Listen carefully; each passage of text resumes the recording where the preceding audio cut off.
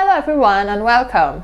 I'm Shay, and in this lesson we are going to learn about cheese. So if you want to learn more about what is cheese and its usage and storage, keep watching.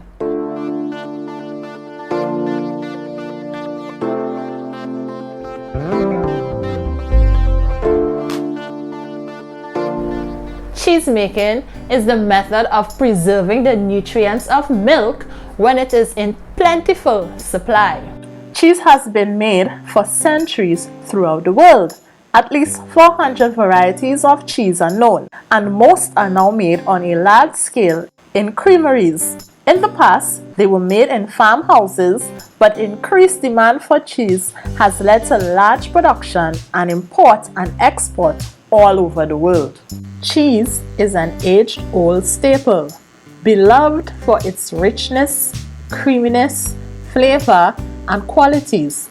It was discovered in ancient civilizations during the rise of agriculture and domestication of sheep and goats for their milk.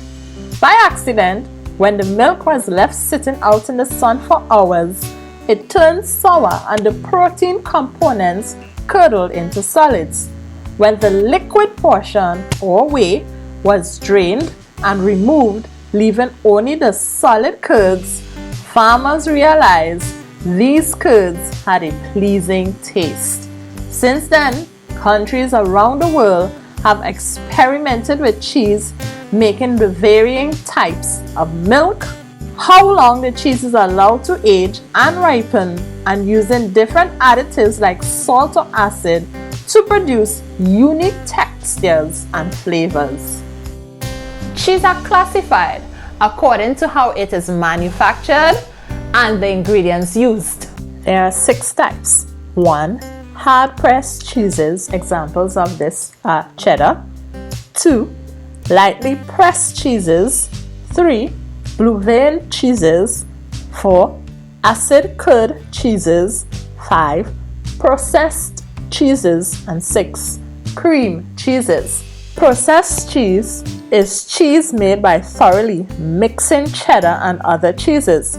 Sometimes coloring and flavorings are added.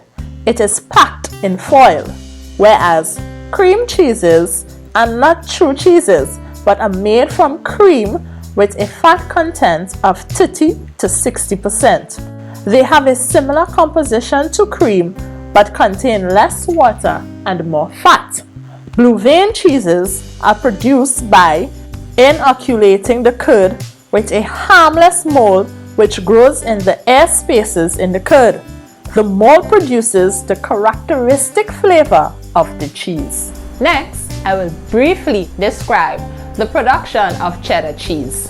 The production in the UK of cheddar cheese is described here, but the process is basically the same for most cheeses, with slight variations in the temperatures, ingredients, and processes used. Pasteurized fresh milk is pumped into large vats. A special bacteria called culture is added to the milk to convert the lactose to lactic acid. The lactic acid helps to preserve the cheese. The milk is heated to 30 degrees Celsius and the enzyme rennin in the form of rennet is added to make the milk clot or set. The carcinogen coagulates with the acid and rennet.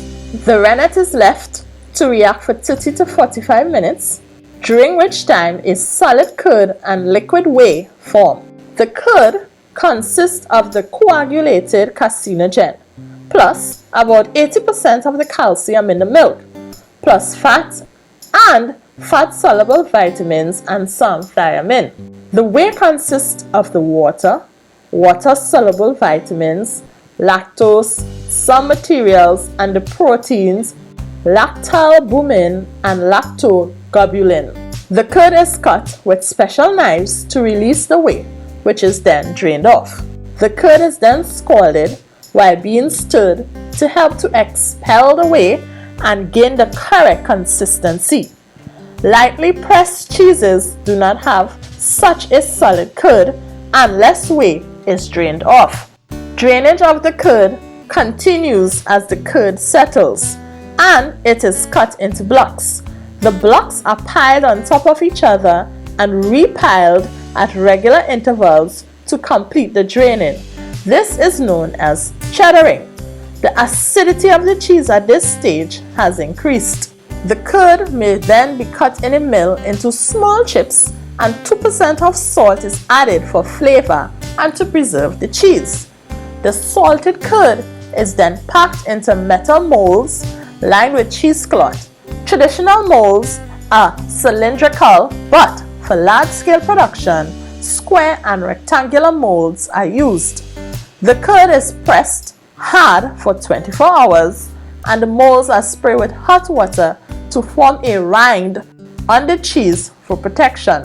The cheese is then removed, dated, stamped, and left to ripen at 10 degrees Celsius for about 4 months, during which time the characteristic flavor, smell, and texture of the cheese develop as a result of enzyme and bacterial activity. Mature cheddar is left to ripen for about 12 months. At the end of the ripening period, the cheese is graded according to its flavor, texture, appearance, and color. Because of the different types of cheeses available, cheese should be stored in the following ways at home. The length of time you can keep cheese also differs according to the variety. In general, the harder the cheese, the longer it will last. Hard cheese should be wrapped in foil or plastic to prevent them from drying out, and then stored in a cool place. Lightly pressed cheeses should have a shorter storage life than hard cheese. They should be stored in a similar way. Acid curd cheeses and cream cheeses should be eaten within a few days of purchase and stored in a cool place. Hard cheeses can be frozen if wrapped in foil. They become rather crumbly when thawed. Cheese is a relatively concentrated source of protein, as well as an important source of calcium, retinol, and riboflavin. Over 90% of the cheese is digested, so there is very little wastage. Cheese can be included in most meals for all age groups and is a useful food for snacks and packed meals. In response to advice to reduce the amount of fat in the diet, it is now possible to buy reduced fat cheese. When hard cheeses are heated, the fat first melts and the protein, carcinogen, continues to coagulate. Overheating causes the protein to toughen and become stringy, reducing its digestibility. Eventually, the cheese will burn. Apart from its uses, in salads and snacks, cheese can be used in the following ways. As a garnish for soups, grated on salads, meat dishes, etc., in sauces, in savory flans such as quiche, in cheesecakes, and in short crust pastry and scones. When it comes to cheese, people often say they love it so much they can't live without it, but hate that it can make you fat and cause heart disease. The truth is that cheese is what you call a whole food. Whole foods are generally good for you as long as you don't eat too much of one thing. Some people are sensitive to cheese. Cheese contains lactose, a sugar that can't be digested by lactose intolerant people because their bodies lack the enzyme that breaks it down. In these cases, too much lactose can lead to digestive problems including gas and bloating. Fortunately, some cheeses are very low in lactose, such as Parmesan.